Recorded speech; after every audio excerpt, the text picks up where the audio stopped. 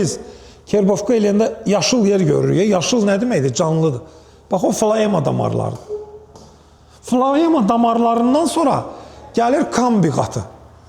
Kambi qatında aktiv hüceyrə bölünməsi gedir. Belə deyək də, həyatdır. Orada hüceyrə bölünməsi hər zaman gedir. Ona görə biraz kerbovka eləyəndə ehtiyatlı olmaq lazımdır. Kambi qatını çox zədələməyək. Başa düşdünüzmü? Bəziləri götürür belə 2 dəfə mişarla belə eləyir, o dərəcədə yox.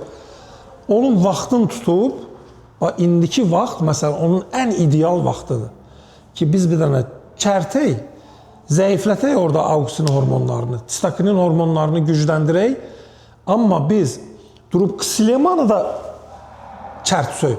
Onda kökdən stakinin gedir, o tumurcuğa, o getməyəcək. Biz qaş düzəltən yerdə vurub gözü çıxır. Ona görə elə eləmək lazımdır ki, dərin yox, enli. Dərin yox, enli çərtək.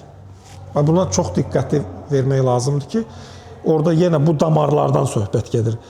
Floema damarlarını zədələməliyik. Biraz kambi qatını da zədələyirik, eybi yoxdur.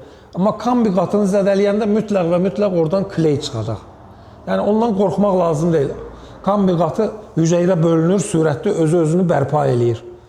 Çıxa da bilər, yaxşı kerbovka eləsəz çıxmaya da bilər.